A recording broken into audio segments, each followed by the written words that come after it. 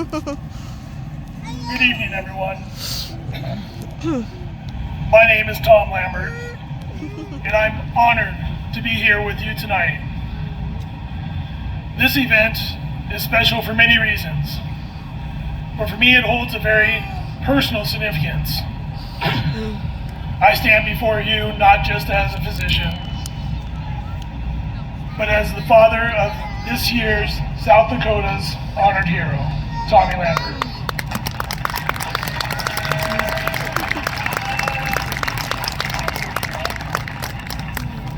Tommy was diagnosed with acute lymphoblastic leukemia in March of 2023. That moment shattered our world in ways I could never imagine. I still remember the lab results coming in as we both settled in that Thursday night at Sanford Children's Hospital. A collection of numbers and terms I had seen many times before during my rotations at inpatient pediatrics.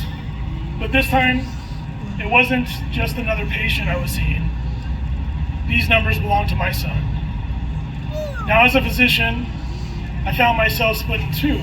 On one hand, my medical training allowed me some understanding of the clinical details of Tommy's situation, his condition, the treatments, and the road ahead. And on the other hand, I was his father. I was watching my son, who I had literally delivered as a firefighter paramedic on the Omaha Fire Department, go through something that no parent wants to see their child go through. When the attending physician asked me what I had thought when I saw the lab values, he wasn't probing me as a clinical exercise.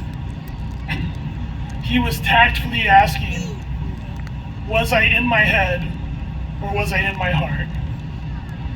Now, the numbness I felt that day didn't wear off until later when Tommy, in his innocence and strength, asked me a very simple and painfully direct question that I'll never forget.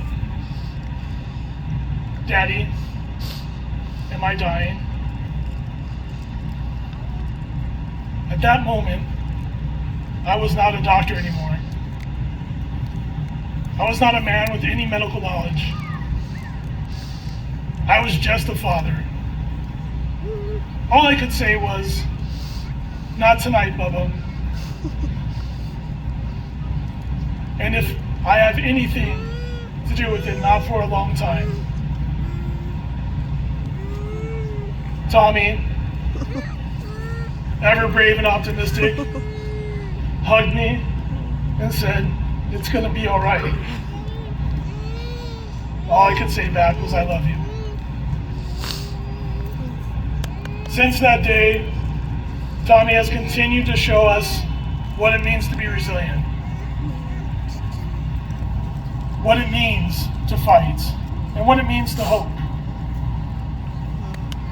He has been an inspiration to many through his Tough Like Tommy campaign, which has helped raise funds not just for his own care, but for others facing this fight as well.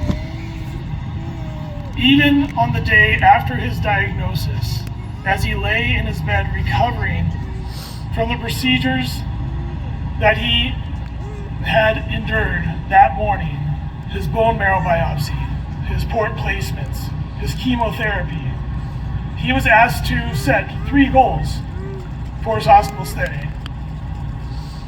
These goals are usually simple barriers for discharge.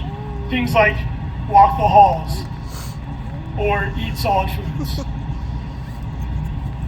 Well, Tommy, in his own unique ways, had a surprise for us all. His goals: world peace, no more pain, and prayers for all the other children. You see, his innocence and compassion, he showed us that even in the face of his own challenges, and during his post-operative pain, he was thinking of others. Tommy is now in maintenance phase of his treatment And while his journey is far from over, we take comfort in knowing that he and so many others like him are surrounded by love, support, and the incredible advances in cancer that organizations like the Leukemia and Lymphoma Society help make possible. I want to thank the Leukemia and Lymphoma Society for their unwavering commitment to finding cures and providing care. I want to thank all of you for being here tonight, for walking with us and lighting the night and supporting families like mine. Your presence here means the world to us, and your contributions fuels hope for a future where no child has to ask their parents